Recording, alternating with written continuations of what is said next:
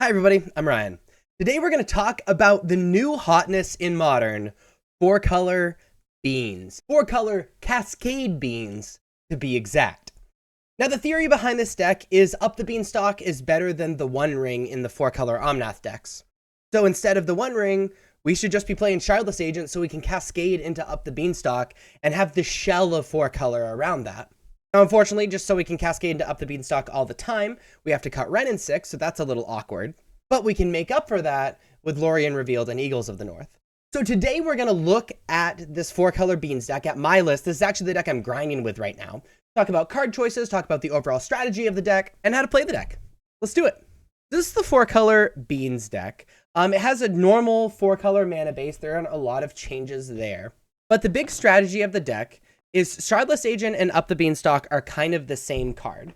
So we're effectively playing 8 Up the Beanstalk, 9, 10 if you count Bloodbraid Elf, if you Bloodbraid into Shardless Agent or Bloodbraid into Up the Beanstalk instead of Teferi Time Raveler. What Up the Beanstalk does, and still not letting me zoom in, that's really annoying. I'm being attacked by kittens currently. Hi, kitten. Gonna hang out here? All right. What Up the Beanstalk does is a 2-mana enchantment that when it enters the battlefield, you get to draw a card. Ow, she's so sharp. And then every time you cast a spell that costs 5 or greater, you get to draw another card. Now, if you have multiple of these, cards like the Pitch Elementals, it's not really a detriment to pitch. Cards like Leyline Binding draw you multiple cards, etc., etc. And it is so, so good. And it replaces itself when you play it anyway. And because we're playing so many Up the Beanstalks, it's kind of okay that we don't have Wrenn in 6. Because we're drawing so many cards, we're likely going to hit our land drops. Now, alongside Shardless Agent, we're playing 2 Bloodbraid Elf. Some versions are playing 4 Bloodbraid Elf and only 2 Omnath. I like 2 Bloodbraid Elf. I think Omnath is just too good not to play 4 of. But Bloodbraid Elf can cascade into another Shardless Agent, which will make you cascade into Up the Beanstalk. Bloodbraid Elf can cascade directly into Up the Beanstalk, or Bloodbraid Elf can cascade into Teferi. Now, Teferi is excellent in Modern right now. One, because we're going to have a lot of mirror matches, and Teferi famously stops Cascade. Very good against Rhinos, very good against Living End, very good against Murktide. You know, all of these decks that have game against us, Teferi can just turn off so many cards in them. And Teferi is essential in this deck because one big worry, I have kittens climbing me still. One big worry with this deck is decking out because Up the Beanstalk is not a May. You have to draw the card. So once you get around 20 cards in your deck, maybe 25 cards in your deck, Teferi to bounce your own Up the Beanstalk to your hand so you stop drawing a million cards, especially after you've already stabilized and everything's already great. You should be all set by the time you hit that many cards in your deck. So you stop drawing so many cards so you don't deck out is actually a really important aspect of the deck. As far as other cards in the deck to continue going through the mana curve, we have to play Fire Ice. We need an extra thing to pitch to Fury. And also, it's really important in decks like this to have early plays that interact with our opponent. So Fire Ice, while there are better options to interact with our opponent early, we need to be able to have things that cost 3 or more so they don't accidentally cascade into it. And on the blue side, it lets us pitch to Commandeer, which is in our sideboard. We're playing 4 Omnath Locus of Creation. Some versions of this deck are only playing 2, but I think Omnath is just insane. Drawing a card when it enters, so it continues to let us churn through our deck, which this deck is amazing at. And then, like, with Landfall, when land enters the battlefield, gain 4 life, lets us stabilize, because sometimes it takes us a minute to set up. And then, if we have a fetch land, we can play the land, gain 4 life, immediately fetch second land enters the battlefield, and we add 1 of each color. The dream is playing Omnath on, like, turn 5, playing a fetch land, gaining 4 life, fetching something out, either a white source or a red source, or even a blue source, adding those 4 mana, and then casting Fury or Lorien Revealed or Solitude, Omnath, and 1 of these all in the same turn is just the dream turn, and it's so hard for decks to come back from that. And then there's like kind of a cool thing that you can do with its last ability where you can like leave a fetch land on the battlefield, play another fetch land, and that way you can have, when you have both fetches, you can have the third ability trigger. That's really only good if you're just trying to close the game out, or if they have problematic planeswalkers, like another Teferi Time Raveler, which sort of neuters our deck. But rarely that triggers. As far as other cards in our deck, Solitude and Fury are in really similar slots. They are both pitch elementals. They're both removal spells. Fury is exceptional in this deck because it is able to take out opposing Teferi Time Ravelers, which is becoming more and more popular in Modern, especially with the popularity of this deck, getting even more and more and more popular. And Solitude being instant speed, effectively Swords to Plowshares, and we can cast the card pretty easily because we're drawing so many cards. We're hitting our land drops. So you have cards like Omnath, allows us to have great instant speed removal. These cards are insane. There's not much else to say about them. Also, another reason to play Omnath is it can pitch to Solitude, pitch to Fury, and pitch to Commandeer, which is all very relevant. Speaking of cards that can pitch to Commandeer, Lorien Revealed, 5 mana, draw 3 cards, or it can Island Cycle for 1, just another way to hit our land drops, and then once we're flooded, continue churning through our deck. Eagles of the North, similarly, we're playing a 3 for 6 that our creatures get +1 gain first strike till end of turn, which allows us to sort of bust through big boards, which happen a lot in the mirror match, actually. Or we can plain cycling it, which just hit our land drops is really excellent. Leyline Binding pitches a Solitude, but also is a 1 mana effectively. Sometimes 2 mana because we only have 1 black source in our deck. 1 mana O-Ring.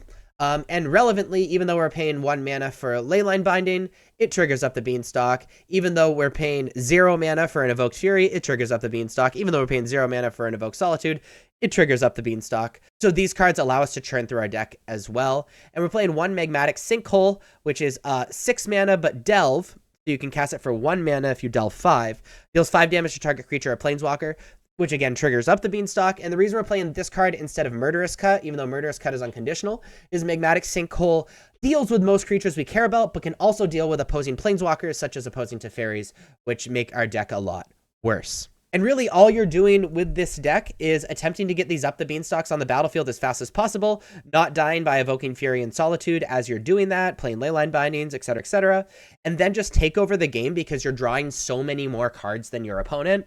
And then once you hit your land drops, all of your cards do extra things. Fury kills and is a body. Solitude kills and it's a body. Eagles of the North pumps and is a body. Shardless Agent and Bloodbraid Elf are both bodies that you can attack with. Omnath is just insane in and of itself. You just take over the game just with raw value. That being said, let's look at our sideboard. One of the ways that the format is attacking this deck is with Burn, because it takes a minute for this deck to set up. Burn can kind of run it over pretty easily. I actually played Burn in the most recent RCQ because I was expecting a lot of this deck, especially since Burn has a decent scam matchup as well. So I'm playing 2 Core Firewalker in my sideboard because Burn, I think, is that bad for us. Protection from red, and whenever a player casts a red spell, you gain a life. We have plenty of red spells, so we get to gain life off of our spells as well. I want to approach the Second Sun, and this is kind of a fun card, and this comes off a lot of theory. Some players are playing this card for the mirror match. Now, the reason you play this card for the mirror match is because there are so many answers in our deck, and we're both drawing so many cards. In paper, especially, the mirror can go forever, and often you end up drawing. On Magic Online, the mirror can go forever, and, there's a lot of game actions, but Magic Online does them really well, so it's not a huge deal. But you need a way to kill your opponent, and with no counter magic besides, I guess, Commandeer, Approach to the Second Sun is a really awesome way to kill our opponents, even though we have a million answers to each other. And so Approach is really for the mirror match. Inevitable Betrayal is an awesome card if your opponent has any juicy creatures in their deck, like the mirror match, like Omnath. I even sided in against Scam. I think it's just a really cool card that we can cascade into, but also we have the mana to suspend. We're playing 2 Commandeer. The issue with this deck is that we're not running counter magic. Like, that's maybe the one weakness of the deck. And playing cards like Commandeer allow us to answer the One Ring. It allows us to answer the Scapeshift deck that's getting popular. It gives us a really clean answer to Rhinos, and is just really, really solid, especially since we want to be playing cards like Fire Ice and Lorien Revealed and Shardless Agent anyway, and Omnath can pitch to it, and Teferi can pitch to it. Commandeer ends up being a really good card in our sideboard. Rhinos has been playing the card here and there, and I think it's just pretty much an auto-occlude in this deck. We're playing 4 Obsidian Charmaw because, again, we're not playing counter magic, so Tron can be a little bit of a sketchy matchup. Tron is already really solid against the normal Omnath deck, and I actually think this deck's a little bit even weaker against Tron. Tron doesn't care about the value that you're getting. So 4 Obsidian Charmaw, I think, is really important against Tron. Endurance is just solid graveyard hate, allows us to control the graveyard. One relevant thing about Endurance is we can accidentally Bloodbraid Elf into it, which sometimes is fine, but sometimes is a little annoying. And then Force of Vigors, because we have so much green in our deck, to be able to deal with artifacts and enchantments. So if you like this video and want to see more videos like this, examining these awesome new archetypes, please be sure to like and subscribe. Check me out on social medias, links are above me and in the description. Also check out the Patreon where we have written out sideboard guides and a lot of other cool Magic content. Thank you so much for watching. I'll see you next time. Bye-bye.